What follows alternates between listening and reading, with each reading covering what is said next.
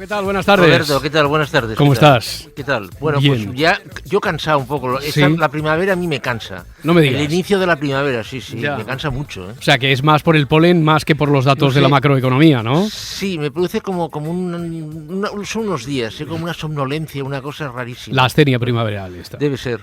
Oye, y la economía, más que una astenia, desde luego entró en un letargo, en la crisis. Ahora ya nos estamos acostumbrando a lo que podríamos llamar el armario de las cifras poco agradables para los que mandan, que no sé, es como si estuvieran saliendo, se van abriendo ahí poco a poco. Sí, pero además, pero poco a poco se va dosificando y solo cuando conviene, ¿no? Porque ahora, por ejemplo, tenemos la sensación de que interesa que todo el mundo sepa que el sistema de pensiones ha entrado en colisión, que ha petado, que no da más de sí, se cuenta abiertamente para que nos vayamos mentalizando, imagino.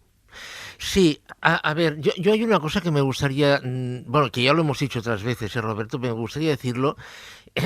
Todo lo que aquí comentamos no nos llega a través de informes secretos, ni de Wikileaks, ni nada de todo esto. O sea, todo esto lo leemos de medios totalmente legales. Sí, aquí no hay filtraciones, claro. A los cuales todo el mundo puede tener acceso, ¿no? Es que esto a veces vale la pena recordarlo. A ver, las pensiones. Mira, déjame que empiece por otro dato, que está ligado con esto totalmente. El gobierno dice que hemos llegado actualmente tenemos un PIB que es muy, muy parecido, es casi igual, un Producto Interior Bruto casi igual al que teníamos antes de la crisis, en el 2007. Ya, pero eso es un anzuelo, ¿no? Eso, no, a ver, aunque sea así, después... Es verdad, claro. O sea, en términos nominales es cierto. Lo que no dice el gobierno ni nadie, nadie si alguien, es que hay 2,1 millones de parados más y que se han volatilizado 35.000 millones de euros en salarios. Amigo. Esto no lo cuenta nadie. Entonces tú fíjate, Roberto, lo que supone esto. Tú sabes que por un parado cotiza el Estado. Bueno, y evidentemente, es decir, por esta gente que está parada tiene que cotizar el Estado. Y por otra parte, estos 35.000 millones que se han volatilizado no generan ingresos a la Seguridad Social. Claro, esto es como cuando se cuenta que la productividad sube, pero no que las horas trabajadas bajan. Exactamente, Ya. Exactamente. Ni que también la población activa ha disminuido, con lo cual esto ha influido en que la productividad sea mayor y por otro lado que el paro disminuya. Entonces tú fíjate, tanto una cosa como la otra, es decir, los 2,1 millones de parados que nos ha costado el llegar aquí y los 35.000 millones menos en salarios, ¿qué supone esto? Esto está totalmente vinculado con la previsión de déficit que ya se ha hecho para este año para la Seguridad Social de 18.000 millones de euros. Claro, esto... ¿Qué significa? Bueno, esto significa, ya lo hemos comentado, que si no se mete dinero en el sistema, los pensionistas la paga extra de Navidad no la van a cobrar. Los pensionistas van a cobrar la paga extra de Navidad. ¿Por qué? Porque de entrada se emitirá deuda pública. Pero claro, eternamente no podemos estar emitiendo deuda pública para pagar pensiones. Primero porque es absurdo, en segundo lugar porque Bruselas no nos dejaría y en tercer lugar porque te cargas lo que es el principio de lo que tiene que ser la deuda pública. En consecuencia, ¿qué significa esto? Significa que ya se tienen que plantear cuestiones. Entonces, vayamos más allá. Hay una lista, supongo que la habrás visto porque en su momento circuló mucho, de el incremento de años de cotización que se van a exigir para cobrar la pensión completa. Sí. Si no recuerdo mal, hacia el año 2040, antes, pero hacia el 2040 serán 40 años de cotización. Yeah. Ahora son 20 y esto irá subiendo hasta llegar a los 40 años. Bien. Roberto, ¿cuántas personas en el año 2040, teniendo en cuenta, por ejemplo, que en enero el 91% de los contratos que se hicieron en España fueron temporales, va a tener 40 años de cotización? Pues eso suponiendo que el sistema siga teniendo dinero para pagar las pensiones, ¿eh? Oye, y eso que tampoco se cuenta, que a mí esta cifra, desde luego, me ha llamado mucho la atención. Ya sabemos que ha sido un goteo constante y que han sido muchos años, pero algo más de 2 millones, concretamente 2.600.000 los españoles que trabajan ya fuera de España. Sí. Y aquí me han dicho que es una cifra estadística en la que no se contempla a los inmigrantes que pasaron por aquí y que después volvieron. Se fueron. Sí. Es decir, que entonces la masa de población que hemos perdido, que se ha ido, es brutal. Hemos llegado ya, Roberto, a niveles similares a los años 60. ¿Tú te acuerdas? Bueno, no sé si te acordarás, la inmigración masiva que salió de España en los años finales de los 50, años 60. Bueno, lo hemos leído, aunque no lo hayamos vivido, claro, bueno, sí. Y que nutrió de divisas, bueno, pues a la economía española franquista, ¿no? Bueno, pues hemos llegado ya a cifras como las de entonces. Lo que pasa con una diferencia. Entonces era una cosa triste, emotiva, familiar, porque se iban hombres y con un nivel de formación, la mayoría baja. Hoy, al margen del tema emotivo, quienes se van son jóvenes y la mayoría formados. Con lo cual, esto que significa una descapitalización en capital humano de España. Claro. Oye, ¿y qué tendría que cambiar si es que pudiera cambiar algo para que de verdad no solo sea el PIB, sino el resto de indicadores los que acompañaran, los que estuvieran también acompasados, que nos hagan soñar con volver a aquello del 2007 antes de la crisis? ¿Eso sería posible o no? Yo, bajo mi punto de vista, Roberto, aquella es una época que pasó y no volverá, pero por una razón, no por nada mágico, sino porque aquello que ahora precisamente se está criticando, pero claro, yo lo que digo, a toro pasado es muy fácil. Aquello se basó en el crédito. Aquello se basó en el endeudamiento privado, aquello se basó en tasaciones de viviendas por el 140%, concesiones de hipotecas por el 140% de la tasación, a pagar en 45 años, etcétera, etcétera. Aquello es irrepetible, aquello es repetible porque hoy el Banco Central Europeo no permitiría una cosa como aquella.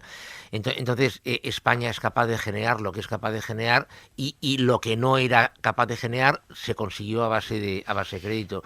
Volver a aquello es absolutamente inviable. Muchas veces hemos hablado aquí, en cualquier otros lugares, momentos que hemos tenido oportunidad de charlar con Santiago Niño, de cómo, atacando el fraude fiscal, pues esa sería una buena vía de recaudación. El agujero negro de la economía española se estima que es de 45.000 millones. Bueno, esa es la estimación baja. La baja. Sí, hay estimaciones que llegan, a mí me parece un poco exagerado, pero bueno, hay estimaciones que llegan incluso a los 90.000 millones. Madre mía. Sí, a ver, esto del fraude fiscal, si ya hemos hablado otras veces, esto vale la pena poner un símil.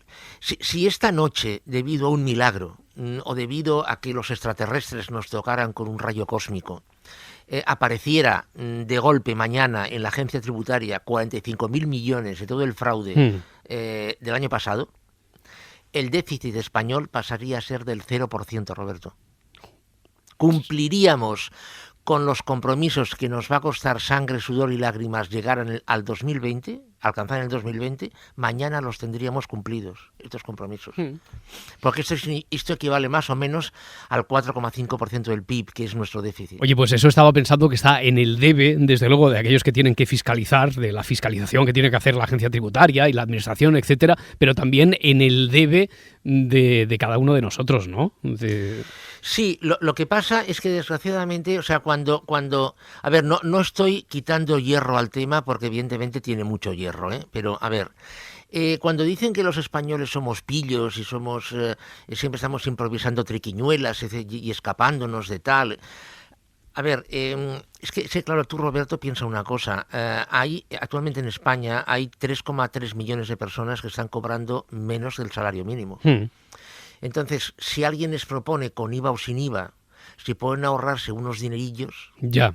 A ver, por favor, no lo estoy justificando. No, sí, eso se ha entendido perfectamente. Sí, lo único que hablas del contexto donde se da en el menudeo de lo que después sumándolo pues puede llegar a los 45.000 o a los 90.000 millones. No, esto no son 45. Luego está, evidentemente, el que defrauda para comprarse un Ferrari. Ya. O sea, esta es la otra historia, ¿no? Esto, evidentemente... Pero ese es más fácil, ¿no? Quiero decir, bueno, yo creo que si se ponen las herramientas es más fácil pillar al que defrauda para comprarse el Ferrari. Sí, evidentemente.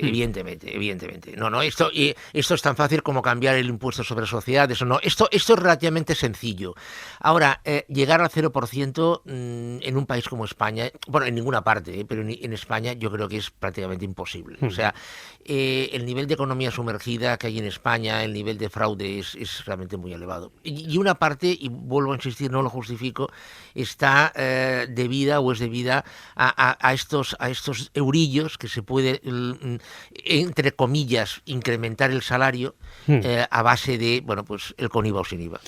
Bueno, vayamos a la economía, a lo que mueve, ¿verdad? A eso que llaman la grasa de la economía que va moviendo el mercado desde la compra. Pues no sé, estaba pensando, en su momento se auguró el fin de los pequeños comercios de barrio. Ahora ya parece que lo que se augura es el fin de los centros comerciales, al menos si nos atenemos a que en Estados Unidos, que sigue siendo para muchos asuntos un espejo, las compras allí por Internet han subido en el último año un 16%, y ya eran altas. Cerca de un 80% de los americanos en el año 2015 ya tuvo alguna experiencia de compra online, y el 51% utiliza el móvil para las compras. ¿Esto nos lleva a pensar en algún día en el fin también de los grandes centros comerciales incluso?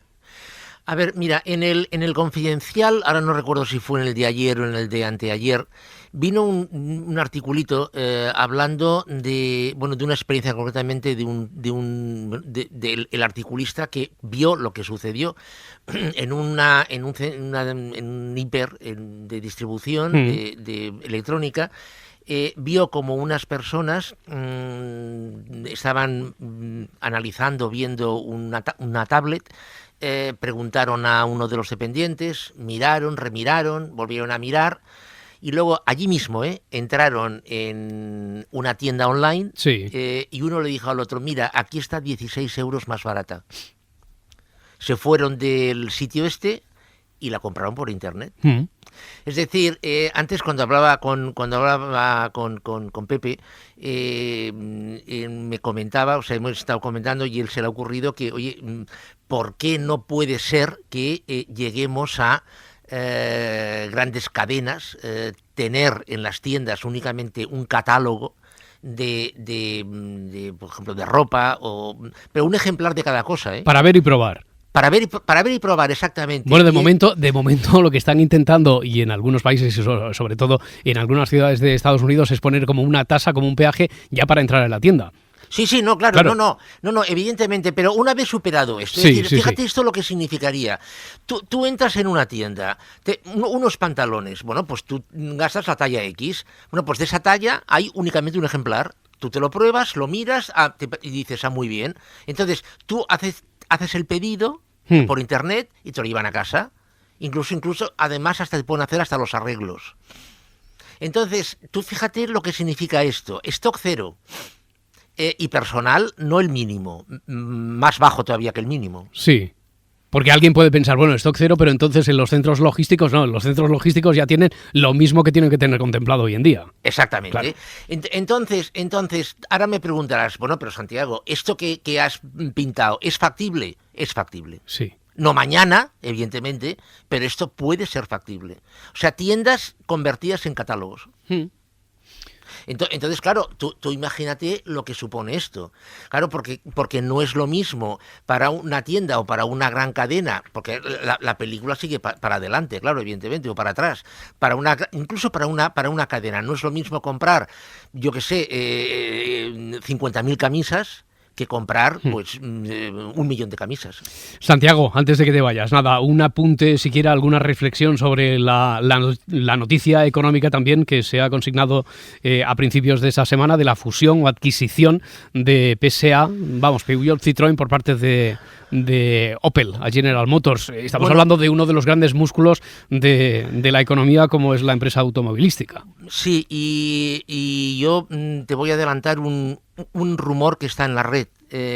Chrysler Fiat absorbida o fusionada con Volkswagen. Que es una tendencia entonces a partir de ahora. Ya se está hablando de esto. Bueno, a ver, hace ya tiempo que se está hablando de que en todo, y también en el automóvil, se va a llegar a macrofusiones de grupos gigantescos. Y sí, la tendencia parece ser que es esta. Pero además, en el caso concreto de Peugeot y de Opel, hay otro elemento que pesa, y es la experiencia de Opel en el coche eléctrico. Esto parece ser que tiene realmente mucha importancia. Bueno, pues seguiremos hablando. Santiago, ha sido un placer, como siempre. Vale, un abrazo. De acuerdo, Roberto. Gracias. Hasta luego.